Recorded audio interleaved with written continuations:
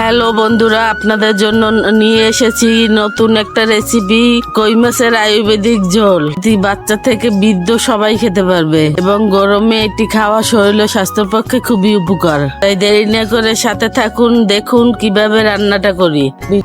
প্রথমে কই মাছে একটু হলুদ, একটু লবণ দিয়ে মেখে রাখতে হবে। মাছগুলো 20 মিনিট রেখে তাওয়ায় তেল দিয়ে মাছগুলো ভেজে নিতে হবে এপিট ওপিট। মাছগুলো ভালোভাবে ভেজে উঠিয়ে রাখবো। এরপর অন্য একটা কড়াইতে মাছের তেলের সাথে সাদা তেল দেব।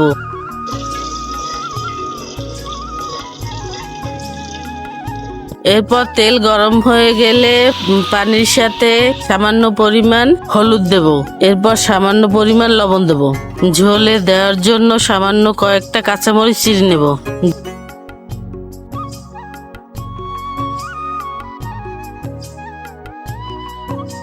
জল ফুটে গেলে চেরা কাঁচা লঙ্কা দিয়ে দেব।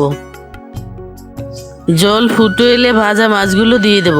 জলে জাল হতে থাক, অন্যদিকে ছাদ থেকে কতগুলো থানতুনি পাতা এনে বেটে রাখবো। ঝোলে জাল করা হয়ে গেলে থানতুনি পাতা বাটা দিয়ে ভালোভাবে মিশিয়ে নেব।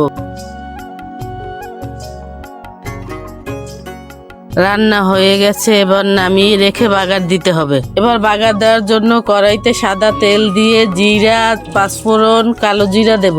বাগার দিয়ে একটু নেড়েচেড়ে নামিয়ে রাখবো। আমার ছেলেকে খেতে দিয়েছি, দেখিও খেয়ে কি বলে।